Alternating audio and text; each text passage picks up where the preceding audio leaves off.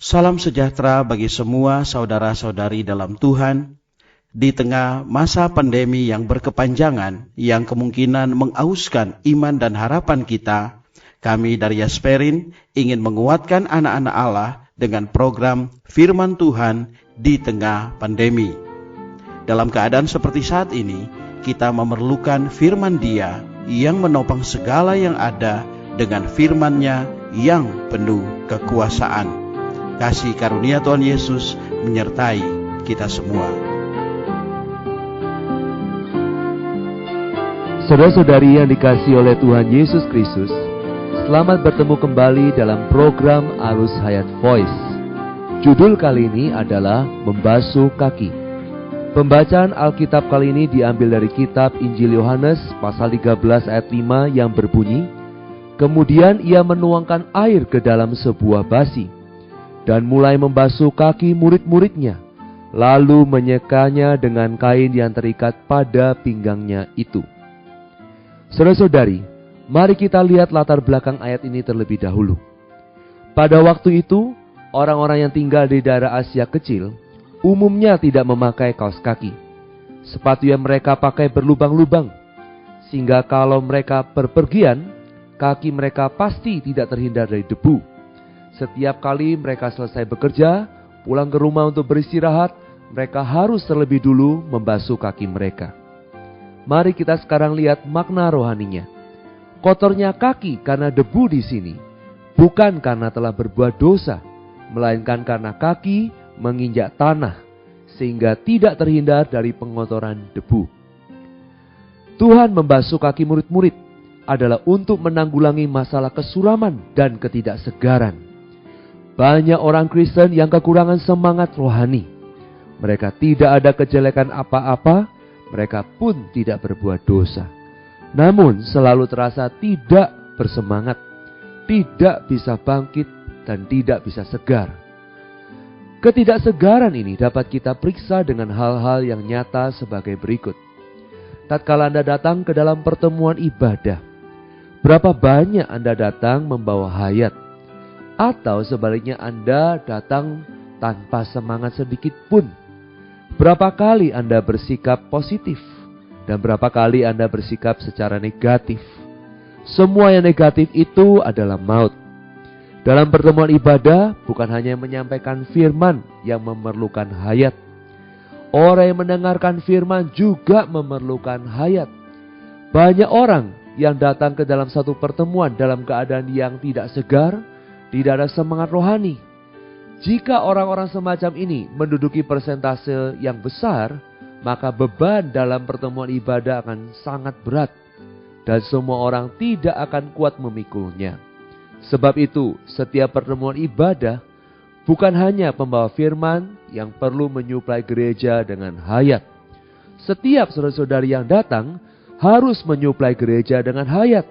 Kapan saja Anda pasif datang ke dalam sidang, itu berarti Anda telah membebani gereja dengan pikulan Anda. Saudara-saudari, ketika keadaan kita mulai redup, saat itulah kita perlu dibasuh dengan air. Itulah alasan Tuhan menghendaki kita mandi sekali saja, tetapi membasuh kaki berkali-kali. Dengan sekali mandi, kita beroleh hayat. Dengan berkali-kali membasuh kaki, kesegaran hayat akan dipulihkan. Orang yang sudah mandi, sudah mendapat hayat. Haleluya! Kita yang sudah percaya Tuhan, kita sudah mandi. Yang belum mandi, bukanlah orang Kristen. Pada suatu hari, Tuhan telah membasuh aku dengan darah, juga membasuh aku dengan air, sehingga aku beroleh hayat. Bersama dengan itu, aku menjamah Allah, aku menjamah Tuhan. Saat itu, aku benar-benar merasakan bahwa dunia rohani begitu real dan nyata. Aku benar-benar menjamah realitas rohani. Terasa padaku, kematian Tuhan Yesus bukan terjadi 2000 tahun yang lalu, tetapi terjadi pada hari ini. Ruang dan waktu sudah tidak ada lagi. Hanya realitas rohani yang ada. Itulah yang disebut dengan mandi.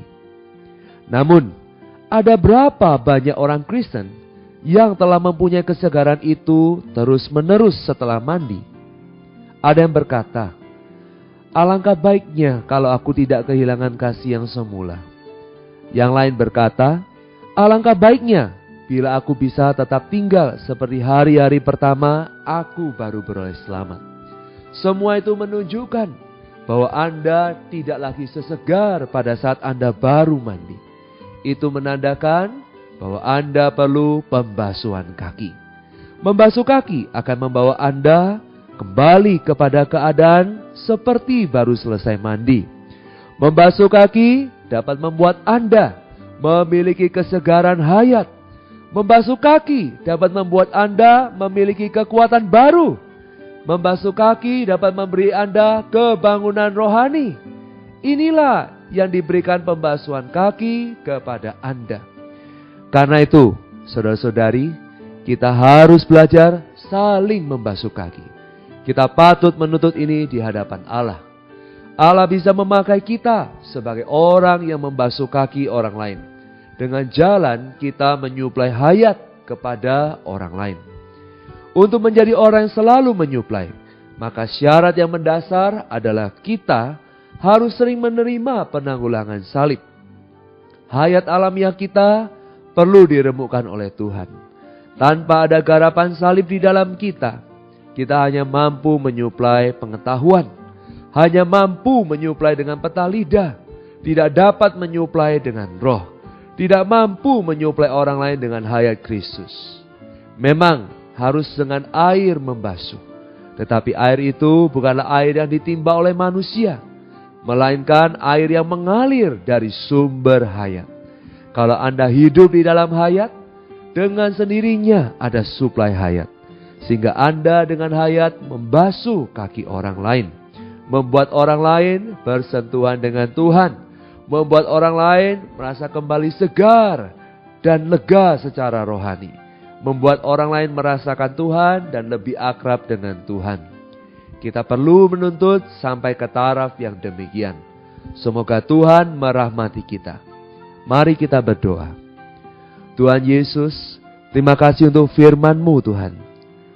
Memberikan terang kepadaku bahwa kakiku penuh dengan debu dan kekotoran. Tuhan Yesus, aku penuh dengan kesuraman dan ketidaksegaran. Tuhan, aku perlu pembasuhan-Mu saat ini.